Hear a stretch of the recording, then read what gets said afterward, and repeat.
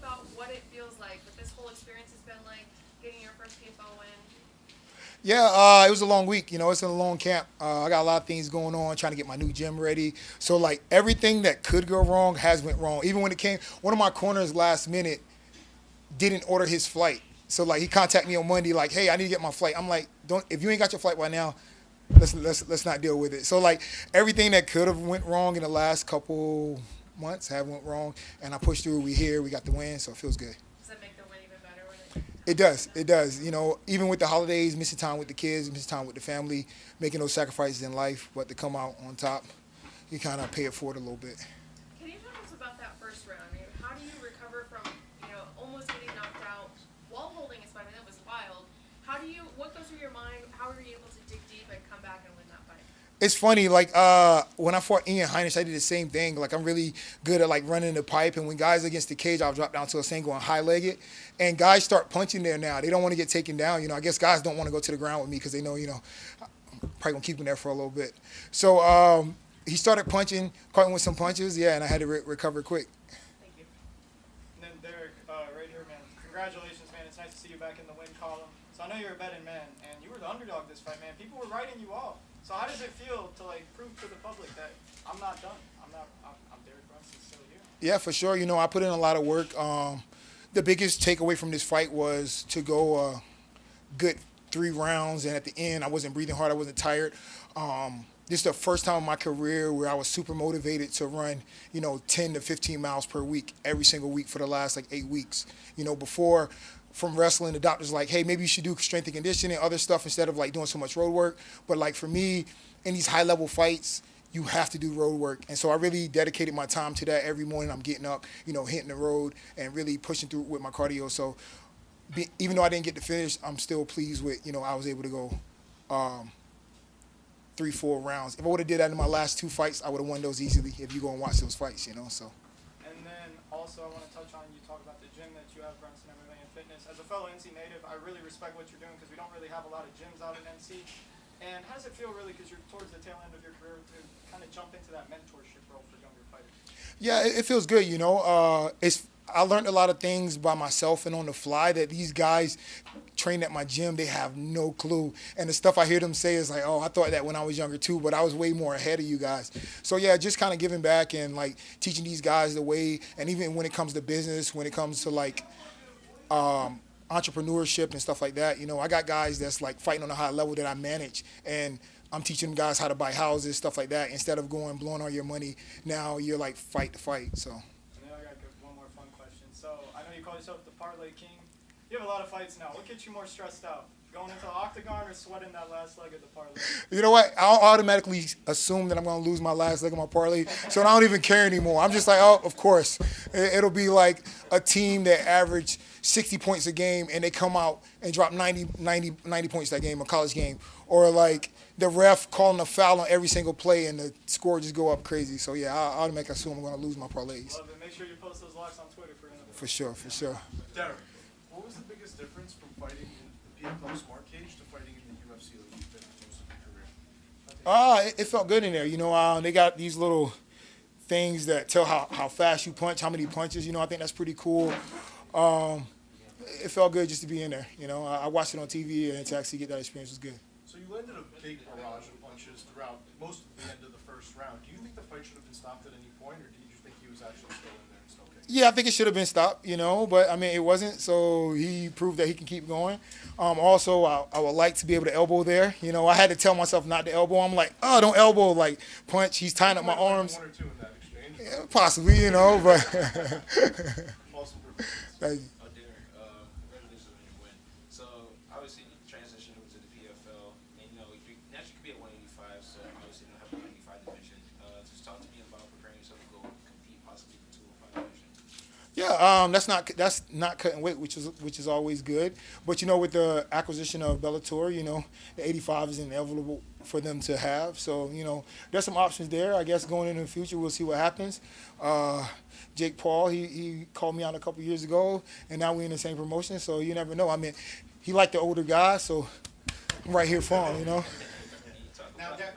about mentorship as well too. Of course, younger fighters teaching them like how to manage their money, houses, and especially us in the African community. That's a big thing we're trying to learn about. So talk to me about mentoring his younger people.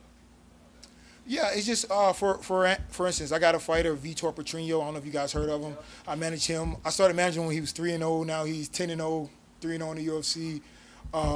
And after his first fight, I'm like, hey, buy a house. He bought a house.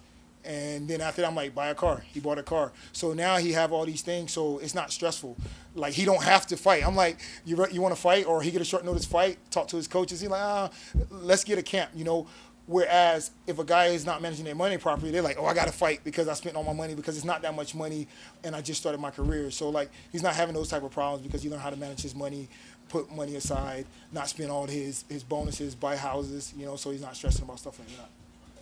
Now, Derek, with all that ground control you had, were you surprised that you couldn't get the finish? Because you were down there for a long time, and it seemed like you were looking for that punch, but it just wasn't there at the moment, and you didn't want to force it. Now, were you surprised with how long it took? Because it took, 15 minutes, right? Yeah, for sure. Again, my debut, so I wanted to make sure that I get the win, you know. It was certain things that I could have went for. I tried to go for the twister late in the, I think, second round, whatever. So it was things I was trying to open up. You know, he's a short, stocky guy, so, like, it's hard to kind of, like, open him up. Only thing was with punches and stuff like that. I'll try to get underneath that chin, but he was just, like, tucking his head. And I guess when you can't elbow, you're like, yeah, you can just kind of, like, trap the arms and, you know, kind of stall out the punches a little bit.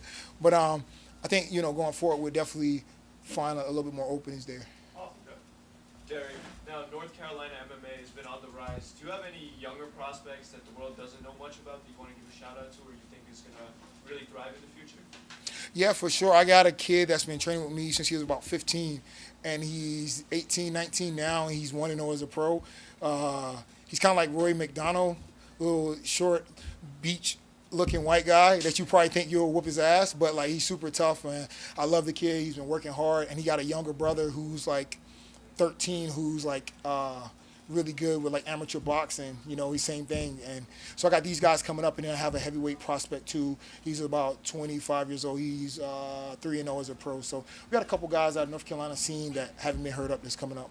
Awesome. Congrats on the victory. I think. Derek, you got a lot going on in the background too with the fighters, training for this, a lot of entrepreneurial stuff. What else is happening for you entrepreneurially that we need to know about?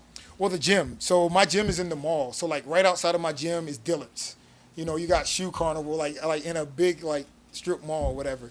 So trying to get that ready, everything that could go wrong went wrong when it comes to the HVAC, to the bathroom, to the mats, to the equipment. So just trying to manage that and everything else going on, you definitely got to be very organized. I kind of like tell my gym manager, you handle this, I'll deal with it when I get back. I'm going to trust that you make the best decisions while I'm not here, you know. So just got to kind of put people in their rightful spot. Great, congrats. Thank you. Not pertaining to the gym, but pertaining to the fight week and the camp, you said that everything that could go wrong went wrong. How do you manage to stay like fully focused on the task at hand and overcome that adversity? Yeah, you know, that's life. That's life, you know. Obstacles come up, things come up, so you got to keep pushing and trying to make the best of the situation. And that's been my whole life, you know. I was trying to make best of bad situations. And the last one, you clearly have a lot left in the tank, but you've achieved so much in this sport. So I was wondering, when you and the UFC parted ways, was there any part of the thought process to call it a career, or did you feel like you still had more left to prove? Well, no, so like me and the UFC parting ways, it wasn't they let me go. It was more of like I wasn't really finding much motivation over there in the fights, you know. I really wanted something new. So it was kind of like me asking for my release, and they granted it, you know. Again, I just needed a new scenery, a new goals, like something new to get me excited. Something that's going to make me want to get up and run 10 miles when I hate running, you know. So coming to PFL did it for me. Brunson. Yeah, absolutely. One question. How would you see a potential fight against Bellator champion Johnny Eblin? Johnny Eblin? Yes. Beat him up. Johnny Evans a tough guy, you know. I watched his fights. You know, I'm a guy who watched a lot of MMA, so I've seen him in the past. He's undefeated, I believe. So yeah, that's a nice challenge, you know. I don't see him beating me, but you know, I think it makes for a good fight. He's definitely a tough opponent. We have to break it down and see what's for the future. Thank you very much. Thank you. I've just got one follow-up on the mall question. Do you have people just walking by and stopping and watching what you guys are doing in there? Is it open yet, I'm assuming? We've been in the mall for like 5 years. We're just moving to another space in the mall, bigger Okay. space. So yeah, people come by and watch sparring, and people come sign up and stuff like that. So yeah, it's kind of cool. You get the big fogged up windows in the mall? No, so our windows don't fog. We kind of nicely ventilated, whatever. So our windows don't fog up. So we're good. Yeah. Anyone else? All right. All right. Thank you guys. All right.